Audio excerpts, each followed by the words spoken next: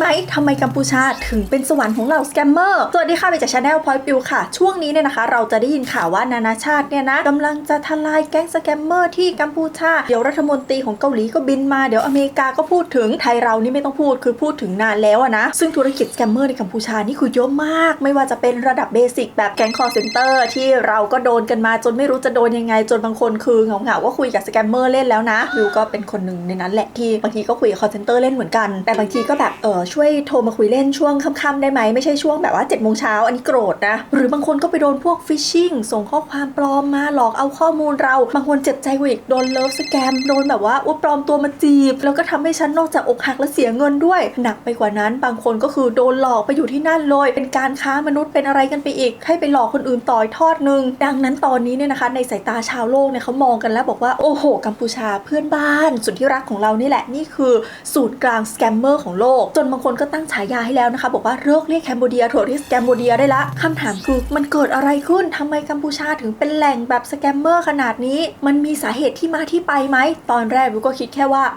มันก็น่าจะแค่ว่าเขาชอบอยู่ตรงนั้นแต่จริงๆแล้วไม่ใช่นะคะมันมีสาเหตุที่ลึกไปกว่านั้นเยอะเลยแล้ววันนี้วิวเก็บรวบรวมมาเล่าให้ทุกคนฟังแล้วค่ะถ้าพร้อมจะฟังเรื่องราวที่ทั้งสนุกและได้สาระกันแล้วก็ไปฟังกันเลยค่ะ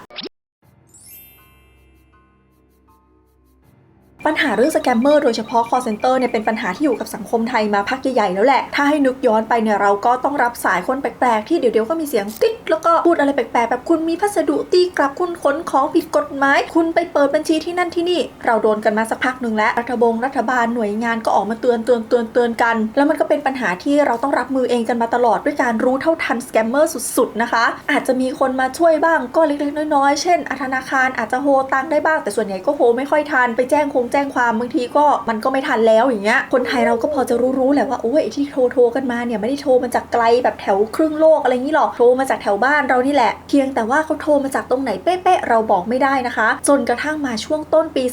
2525นี่แหละที่มีข่าวว่าไทยเราไปตัดไฟที่แถบชายแดนเมียนมาเรื่องมันถึงแดงขึ้นมาว่าการตัดไฟครั้งเนี้ยมันไปกระทบแบบศูนย์ call center ที่นั่นแล้วพี่ call center ก็หายจากเราไปแวบนึงสำหรับบางคนเราก็จะเริ่มรู้สึกว่าเรารับสายกันน้อยลงแต่ผ่านไปสักพักนึงทำไมพี่ call center โทรกลับมาหาเราอีกแล้วไม่ปล่อยให้เราเหงาเลยแปลว่ามันจะต้องมีศูนย์ call center อยู่ที่ไหนสักแห่งนึงอีกแน่ๆเลยแล้วสักพักมันก็ตามมาด้วยข่าวว่ามีคนไทยถูกหลอกไปทำงานที่กัมพูชาต้องไปไถ่ตัวกันบ้างอะไรบ้างเราถึงเริ่มเก็ตกันค่ะว่านี่ไงล่ะแหล่งสแกมเมอร์อีกที่นึงก็คือกัมพูชานั่นเองซึ่งเอาจริงๆนะศูนย์ของสแกมเมอร์เนี่ยไม่ได้อยู่แค่เมียนมาหรือว่าอยู่ที่กัมพูชาอย่างเดียวหรอกแต่มันอยู่รอบๆตัวเราแถว Southeast Asia ของเรานี่แหละไม่ว่าจะเป็นที่เมียนมาที่สปป.ลาวที่กัมพูชาที่ฟิลิปปินส์อย่างไรก็ตามนะคะในสายตาชาวโลกเขาไม่ได้มุ่งไปที่อื่นค่ะเขามุ่งไปอยู่ที่ประเทศเดียวนั่นแหละว่านี่แหละศูนย์กลางสแกมเมอร์ก็คือที่กัมพูชานะคะสาเหตุที่เป็นแบบนั้นก็เพราะว่าสำหรับเคสกัมพูชาเนี่ยเหยื่อไม่ได้เป็นแค่เพื่อนบ้านเราคือเขาไม่ได้หลอกกับพวกเรากันเองอยู่แถวนี้เฉยๆแต่เหยื่อเนี่ยมันเป็นระดับนานาชาติเลยซึ่งเรื่องนี้มันก็เริ่มมาชัดเจนในช่วงเดือนเมษายน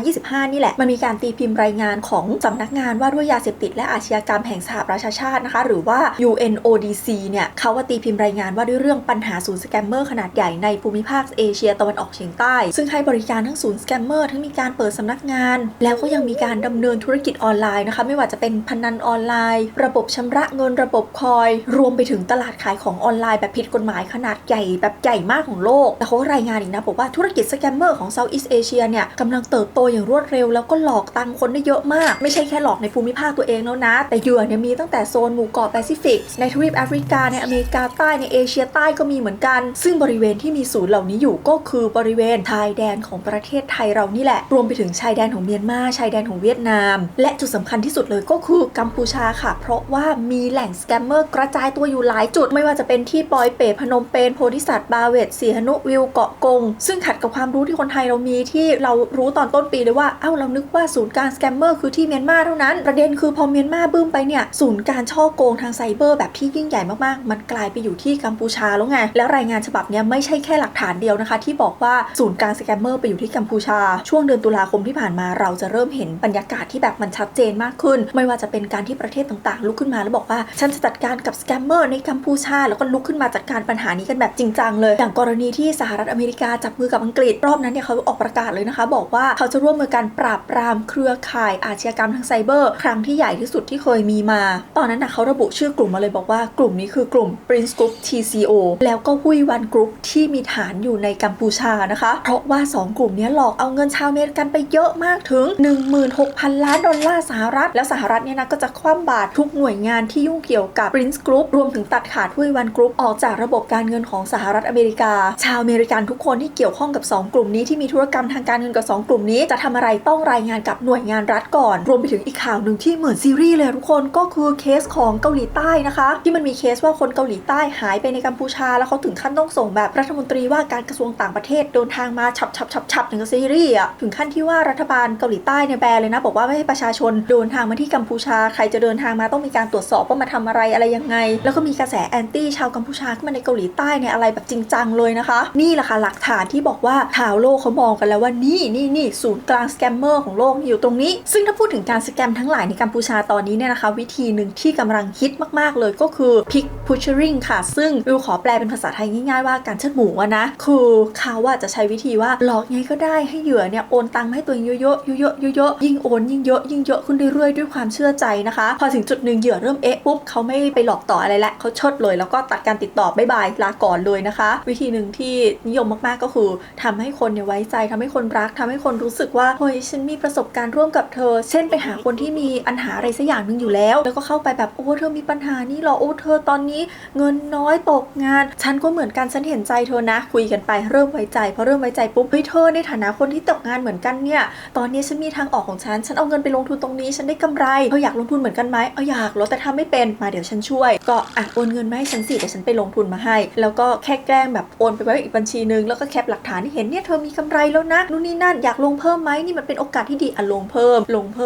มพอเพิ่มไปสักพักนี่เธอเดี๋ยวมันต้องมีเสียภาษีนิดนึงโอเคโอนเงินมาเพิ่มวันไหนก็ตามที่เหยื่อเริ่มรู้สึกว่ามันใช่เหรอนี่ใช่การลงทุนจริงเหรอวันนั้นล่ะค่ะคือวันที่สแกมเมอร์ตัดการติดต่อชกแล้วก็เชิดเงินหายไปเลยเขาบอกว่าช่วงนี้ธุรกิจเชิดหมูแบบนี้เนี่ยนะคะสร้างเงินได้เยอะมากฮอตฮิตมากแล้วคนที่โดนเยอะก็คือพวกอเมริกันทั้งหลายค่ะซึ่งพวกเงินที่ได้มาเขาก็จะเอาเข้าไปสู่กระบวนการฟอกเงินต่ออะไรต่อนะซึ่งสาเหตุหนึ่งที่ลักษณะการสแกมแบบนี้กำลังมาแรงก็เพราะว่าส่วนใหญ่เหยื่อเวลาโดนแล้วจะรู้สึกว่าตัวเองแบบว่าทำไมฉันโง่ขนาดนี้ไม่อยากเล่าให้ใครฟังเลยไม่ไปแจ้งความไม่เล่าให้ใครฟังนะคะก็คือเสียเงินไปแบบฉันเสียค่าโง่ฉันเสียค่าครูอะไรอย่างเงี้ยไอ้นี่ก็แฮปปี้ก็ไปทำกับคนอื่นต่อนะคะกับอีกอย่างหนึ่งก็คือด้วยเทคโนโลยี AI ที่กำลังมาเขาสามารถใช้ AI ปลอมเป็นคนได้แต่ก่อนอาจจะแบบต้องคุยไปเรื่อยๆเนียนไม่เนียนมีตัวตนจริงหรือเปล่าเดี๋ยวนี้ Gen AI ไปเลยจ้ะดูไม่ออกหรอกแล้วประเด็นที่เลวร้ายที่สุดก็คือไอ้คนที่ไปสแกมชาวบ้านเนี่ยส่วนมากก็เป็นเหยื่อเหมือนกันที่โดนหลอกไปค้ามนุษย์โดนหลอกไปทำงานที่กัมพูชานะคะแล้วก็โดนบังคับให้ไปหลอกชาวบ้านต่ออีกทีนึงเพื่อที่ว่าจะต้องมีแบบการทำยอดเอาไปไถ่ตัวเองออกมาบางครั้งถึงขั้นแบบค้ามนุษย์มีการขายเหยื่อให้กันและกันบ้างเช่นศูนย์นี้หลอกไม่ได้จำนวนนี้คนศูนย์นั้นไม่พอเหรอซื้อไหมบางคนโดนบังคับให้ขายบริการบางคนก็ทนไม่ไหวหนีแล้วจ้าบ๊ายบายถ้าหนีได้ก็ดีไปหนีไม่ได้ก็เหมือนลงนรกวนลูปต่อไปต้องใช้ความพยายามอย่างถึงที่สุดแบบกระสือกกระสนเพื่อชีวิตหลอกชาวบ้านให้ได้นะคะเพื่อไถ่ตัวเองหรือไม่ก็คือต้องรอใครสักคน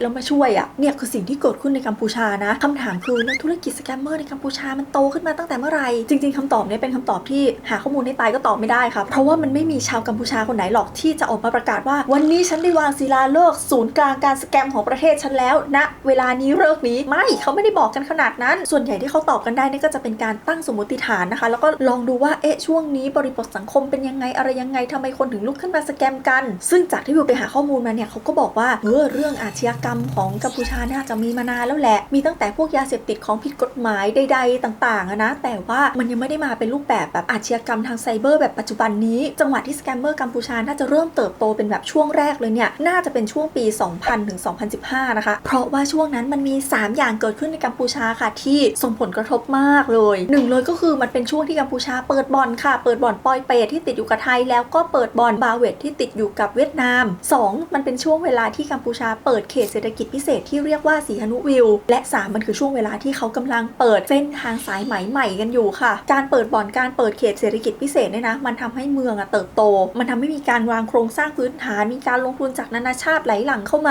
าคนก็ย้ายมากระจุกรวมกันอยู่บริเวณนี้ทั้งคนกัมพูชาเองเขาก็อยากอยู่เมืองใหม่ที่มันจะเจริญคนต่างชาติก็ย้ายเข้ามาเพราะว่าอันนี้คือโอกาสใหม่ในการลง ทุนโดยเฉพาะคนจีนนะคะที่เข้ามาทำธุรกิจในสีหนุวิลจำนวนมากเลยและแน่นอนที่ไหนมีคนมากที่นั่นปัญหาต้องตามมาทุนเทาผิดกฎหมายนะคะก็หลั่งไหลเข้ามาจังหวะนี้พร้อมๆกันนั่นแหละโดยใช้วิธีว่าแทรกซึมเข้ามาผ่านการลงทุนกับนักธุรกิจหรือก็ไปเจอกับพวกเจ้าหน้าที่ท้องถิ่นที่ธุรกิจคอร์รัปชันอยู่แล้วก็แบบว่าความร่วมมือแบ่งบานกันเต็มที่แถมบางครั้งพวกธุรกิจผิดกฎหมายนี่ก็ตีกันเองแย่งลูกค้ากันด้วยนะอันนี้คือช่วงที่1ส่วนช่วงที่2นะคะที่ทำให้ธุรกิจสแกมเมอร์แบบแบ่งบานเต็มที่ก็คือช่วงหลังโควิด -19 ค่ะตอนที่เกิดโควิด -19 ขึ้นมานี่แหละช่วงนั้นน่ะทั้งบ่อนกัมพูชาทั้งด้านการท่องเที่ยวคือพังพินาศนักท่องเที่ยวก็ไม่มาเที่ยวนักธุรกิจต่างชาติก็กลับประเทศกันไปหมดห้างร้านที่เปิดมาก็ปิดทิ้งร้างกันเอาไว้จังหวะนั้นเองนะคะกลุ่มธุรกิจต่างๆที่เปิดอยู่เดิมประกอบกับพวกธุรกิจแบบเงินเทาๆทั้งหลายเนี่ยเขาก็มาจับมือกันว่าเราต้องรอดทุกคนเราต้องรอดแล้วเขาก็ยกระดับค่ะว่าเราไม่ทำอาชญากรรมธรรมดาเราไม่สแกมธรรมดาแล้วเราจะมาทำอาชญากรรมไซเบอร์กันเพราะว่าทำออนไลน์มันไม่จำเป็นต้องมาเจอกันไงมันคือช่วงโควิดที่ทุกคนอยู่บ้านเล่นคอมเล่นเน็ตเล่นมือถือว่า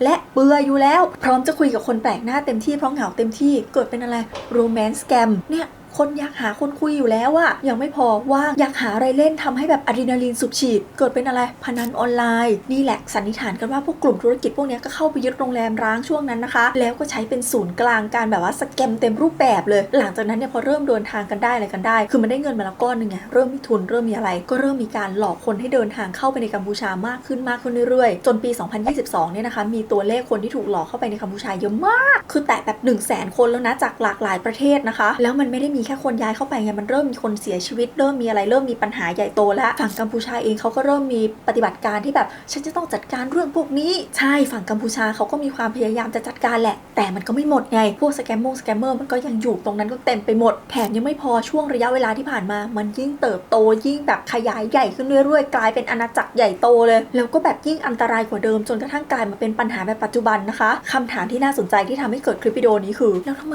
ำไมถึงต้องเลือกที่กัมพูชาประเทศอื่นไม่ได้หรอตรงเนี้ยวิวตอบเป๊ะๆไม่ได้หรอกแต่มันมีคนวิเคราะห์ไว้บอกว่าเพราะว่ากัมพูชาเนี่ยมันมีการจัดการอะไรหลายอย่างที่เอื้อให้กับธุรกิจสแกมเมอร์มากๆวิวขอแบ่งออกเป็นได้ทั้งหมด3ข้อด้วยกันนะคะ3ข้อหลักๆข้อที่1เลยก็คือวิธีการเข้าเมืองกัมพูชาคือปกติเวลาเราจะเดินทางไปประเทศไหนเนี่ยเราต้องมีการขอวีซ่าใช่ไหมอาจจะมีการฟรีวีซ่าบ้างอะไรบ้างบางประเทศที่เขาจับมือกันกัมพูชาเนี่ยมีนโยบายการตรวจลงตาแบบวีซ่า on arrival แปลว่าคุณไม่ต้องขอวีซ่าล่วงหน้าคุณมาหน้าด่านแล้วก็มาทำวีซ่าหน้าด่านแล้วเดินเข้ากัมพูชาได้เลยแล้วการเข้าประเทศได้เลยแบบนี้มันจะต่างจากการที่เวลาเราไปขอวีซ่าจริงจังใช่ปะใครที่เคยไปขอวีซ่าจริงจังจะรู้ว่ามันต้องมีเอกสารคุณต้องโชว์สเตทเมนต์คุณเป็นใครบ้านอยู่ไหนแต่งงานหรือยังทำธุรกิจอะไรคือบางที่ที่เข้มมากๆในอย่างสหรัฐอเมริกาแทบจะต้องแบบว่าแจงทรัพย์สินทั้งชีวิตเลยว่าฉันมีโฉนดที่ดินอยู่ตรงนี้ได้โปรดเถอะฉันเชื่อถือได้ให้ฉันเข้าประเทศเธอนะในขณะที่เวลาทำวีซ่า on arrival เนี่ยคุณแค่เดินไปหน้าด่านแล้วก็แบบโอเคจ่ายตังค์โป๊ะปะหรือบางทีไม่ต้องจ่ายด้วยฟรีวีซ่าด้วยฉันขอเข้าประเทศเธอนะเข้าเลยไม่มีการตรวจเอกสารอะไรนอกจากพาสปอร์ตซึ่งเราอยู่ในดินแดนที่เรารู้ว่าพาสปอร์ตปลอมทำง่ายมากนะคะและยังไม่พอการที่คุณทำวีซ่า on arrival เนี่ยแปลว่าต้นทางเขาไม่ได้ตรวจอะไรคุณนะปกติเราจะขึ้นเครื่องบินเขาต้องตรวจใช่ป่ะว่าคุณมีวีซ่าแล้วคุณมีตั๋วไปแล้วตั๋วกลับคุณเนี่ยวันไหนในวีซ่าคุณได้จำนวนเท่านี้วันทำไมตั๋วกลับคุณเลยคุณไม่มีตั๋วขากลับบินได้หรอไม่ให้บินอะไรเงี้ยมันก็มีเหมือนกันใช่ป่ะในขณะที่พอเป็นวีซ่า on arrival บางทีมันไม่ตรวจไงคุณอาจจะไม่ได้จำเป็นต้องมีตั๋วกลับด้วยซ้ำอยู่ไปก็อยู่ยาวไปเลยวีซ่าเละเทะได้หมดเลยพูดง่ายๆคือการคัดกรองคนเข้าประเทศเขาไม่ละเอียดพอใครจะเข้าไปทำอะไรอาชญากรรมเข้าได้หมดสบายเบสิกอย่างที่2เลยนี่นะคะก็คือกัมพูชาเนี่ยเขาไม่เข้าร่วมระบบที่เรียกว่า CRS Common Reporting Standard คือระบบที่เขาเหมือนมีการตกลงกันประมาณว่าเขาจะมีการแลกเปลี่ยนข้อมูลทางบัญชีกันระหว่างประเทศถ้าเอาศัพท์แบบเป๊ะๆเลยนะคือการแลกเปลี่ยนข้อมูลบัญชีทางการเงินของผู้ไม่มีถิ่นที่อยู่ทางภาษีของประเทศนั้นๆกับประเทศคู่สัญญาจะมีการแลกเปลี่ยนเป็นรายปีซึ่งข้อมูลที่เขาแลกเปลี่ยนกันเนี่ยนะคะก็จะมีข้อมูลผู้ถือบัญชีข้อมูลบัญชีแล้วก็ข้อมูลทางการเงินพูดอย่างง่ายๆก็เช่นอย่างประเทศไทยเราเข้าร่วมข้อตกลง CRS นี้สมมติว่ามีคนต่างชาติมาอาศัยอยู่ในประเทศไทยแล้วมาเสียภาษีประเทศไทยอาจจะมาเป็นครูสอนภาษามาทำงานนู่นนี่นั่นเป็นนายแบบอะไรว่ากันไปเราก็มีหน้าที่ต้องรายงานไปที่ประเทศอื่นๆที่ลงนามสัญญาด้วยกันนะคะบอกว่าฮัลโหลมีนายจอห์นคนนี้มาอาศัยอยู่ในประเทศไอนะมาเสียภาษีประเทศไอถามว่าระบบ CRS มันดียังไงมันป้องกันการเลี่ยงภาษีการฟอกเงินการทำผิดทางการเงิน ข้ามแดน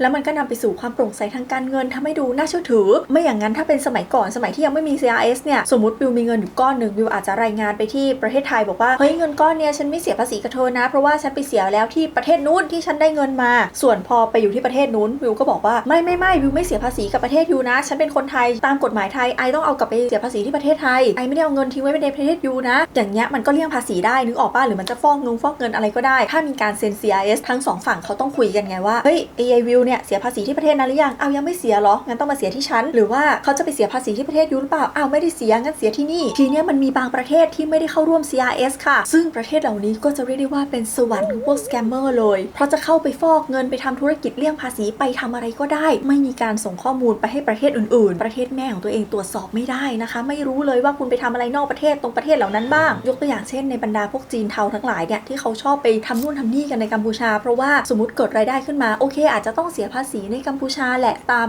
หลักเกณฑ์แต่ข้อมูลพวกนี้มันไม่ได้หลุดไปที่ประเทศอื่นที่จีนก็ไม่รู้ว่าคุณมามีรายได้ที่นี่รู้กันแค่ในกัมพูชาแล้วทีนี้จะซิกแซกจะอะไรยังไงมันก็ง่ายไงเพราะมันไม่ต้องดีลระหว่างประเทศมันดีลแค่นี้แล้วในโลกนี้มีไม่กี่ประเทศหรอกค่ะที่ไม่เข้าร่วม CIS เช่นนอกจากกัมพูชาเนี่ยนะคะก็มีฟิลิปปินส์อาร์เมเนียแล้วก็ปารากวัยอย่างเงี้ยอันนี้ก็ส่วนหนึ่งแล้วพอข้อ1กับข้อ2มาเบิ้ลกับข้อ3อันนี้หนักสุดเลยก็คือเจ้าหน้าที่รัฐในกัมพูชาเนี่ยก็ร่วมมือกับสแกมเมอร์ด้วยค่ะเพราะว่าเขาสามารถแบ่งผลประโยชน์กันได้ไงอันนี้ไม่ต้องอธิบายเยอะเรารู้กันดีนะอยากจำชื่อ2กลุ่มที่พูดไปตอนต้นคลิปได้ไหมฮุยวันกรุ๊ปกับ Prince Group อ่ะฮุยวันกรุ๊ปเนี่ยเป็นตลาดของผิดกฎหมายที่ใหญ่มากนะคะธุรกิจก็จะมีบล็อกเชนระบบแชทระบบโอนเงินกลุ่มนี้เขาจะแอบเกี่ยวข้องกับคนคนหนึ่งชื่อว่าฮุนโตซึ่งฮุนโตคุณเป็นนามสกุลเราก็รู้นะว่าเขาเกี่ยวข้องกับใครคนนี้เป็นผู้บริหารระดับสูงของฮุยวันกรุ๊ปเลยนะคะส่วน Prince Group เนี่ยอันนี้คือทำธุรกิจเยอะมากทั้งด้านอสังหาริมทรัพย์ธนาคารการบินท่องเที่ยวอาหารเครื่องดื่มทำธุรกิจในต่างประเทศเยอะมากรวมถึงมาลงทุนในไทยด้วยแต่ในขณะเดียวกันนอกจากธุรกิจที่เขาทำตามปกตินั้นเขาก็ทำอาชญากรรมข้ามชาติด้วยไม่ว่าจะเป็นสื่อลามกคาสิโนออนไลน์รวมไปถึงธุรกิจการฟอกเงินนั่นเองค่ะซึ่งคนที่ก่อตั้ง Prince Group เนี่ยนะคะไม่ใช่กวนนะคะสำหรับใครที่ติดซีรีส์นะไม่ใช่จ้ะคนก่อตั้งเป็นชาวจีนชื่อว่าเฉินจื้อปรากฏว่าเมื่อปี 2024 ที่ผ่านมาเนี่ยนะคะเฉินจื้อได้รับตำแหน่งสำคัญเป็นที่ปรึกษาของประธานวุฒิสภากัมพูชารวมถึงนายกรัฐมนตรีของกัมพูชาด้วยซึ่งประธานวุฒิสภาของกัมพูชาก็คือฮุนเซนนะคะส่วนนายกรัฐมนตรีแน่นอนว่าตอนนี้เป็นฮุนมาเน็ตค่ะซึ่งปัจจุบันนี้เฉินจื้อก็คือไม่ปรากฏตัวให้เห็นแล้วนะคะทุกคนสงสัยว่าเขาน่าจะหนีไปกบดานอยู่เพราะว่าอเมริกามีมติให้คว่ำบาตร Prince Group นี่แหละเนี่ยเอาง่ายๆแค่2กรุ๊ปก็เกี่ยวพันกันแกะกันไม่ออกแล้วคิดว่าเขาจะช่วยกันไหมอันนี้วิวไม่ได้พูดนะทุกคนอันนี้ต้องจินตนาการกันเราเองนะคะแต่ด้วยเหตุผลต่างๆ3ข้อนี้แหละคือถ้าเช็คลิสต์ครบได้3ข้อนี้ก็คือทำให้กัมพูชากลายเป็นสวรรค์ของเหล่าสแกมเมอร์ทั้งหลายได้อย่างง่ายดายส่วนเรื่องที่ว่านานาชาติจะจัดการกับสแกมเมอร์ในกัมพูชาได้แบบที่พูดเอาไว้ไหมส่วนไทยเราที่บอกว่าจะปราบสแกมเมอร์นั้นจะทำได้หรือเปล่าใครเกี่ยวข้องกับใครอะไรยังไงอันนี้ก็เป็นเรื่องที่เราต้องรอดูกันต่อไปค่ะและทั้งหมดนี้ค่ะก็คือเรื่องราวที่วิวเก็บมาเล่าให้ทุกคนฟังก็หวังทุกคนจะชอบกันนะคะถ้าใครซึ่งชอบคลิปนี้อย่าลืมกดไลค์กำลังใจให้วิวแล้วก็กดแชร์เพื่อชวนเพื่อนๆมาดูด้วยกันค่ะแล้วพบกันใหม่โอกาสหน้านะคะทุกคนบ๊ายบายสวัสดีค่ะเอาจริงๆเชื่อเถอะแทบทุกคนที่ดูคลิปวิดีโอนี้อยู่เนี่ยนะคะน่าจะมีประสบการณ์โดนสแกมเมอร์ติดต่อมาหาสักทางใดทางหนึ่งอย่างน้อยก็มีพี่ call center นะโทรมาคุยกับเราทุกวันนะคะว่าแต่ใครมีประสบการณ์อะไรพีคๆเกี่ยวกับพี่ call center ไหมลองคอมเมนต์มาด้านล่างก่อนหน่อยอยากแชร์มากส่วนตัววิวนี่มีพีคไปแล้วรอบหนึ่งคือเคยโดนพี่สแกมเมอร์โทรมานะคะในวันที่บินกลับประเทศไทยพอดีเหยียบประเทศไทยปึ้งพี่คอโทรมาเลยแบบเนี่ย3 วันที่แล้วคุณอยู่ที่ไหนคุณได้ไปเปิดบัญชีที่จังหวัดนี้ไหมอะไรไหมมันมีกล้องวงจรปิดจับภาพคุณได้คุณจะต้องเข้ามาเคลียร์ไม่อย่างนั้นจะมีปัญหา1 2 3 4วิวที่ยังอยู่ที่สุวรรณภูมินะคะก็เลยตอบไปว่า3 วันที่แล้วดิฉันปีนพีระมิดอยู่ค่ะเนื่องจากดิฉันไปอียิปต์บ่อยมากค่ะซึ่ง call center ไม่เชื่อนะคะว่าดิฉันปีนพีระมิดอยู่ซึ่งดิฉันปีนจริงๆนะเขาก็เลยเจิมให้เป็นนิดนึงนะคะประมาณว่าฮะพีระมิดที่ไว้ฝังฟาโรห์นะไม่กลัวตกลงมาตายหรออะไรอย่างเงี้ยเหมือนกวนคนนั้นแต่สัญญาว่าตอนนั้นพูดความจริงทุกคำเลยว่าก็3 วันที่แล้วก็อยู่บนพีระมิดจริงๆอะค่ะว่าแต่มีใครมีเรื่องพีคๆอะไรอีกคอมเมนต์มาด้านล่างได้นะคะวันนี้ลาไปก่อนแล้วกันค่ะทุกคนบ๊ายบายสวัสดีค่ะ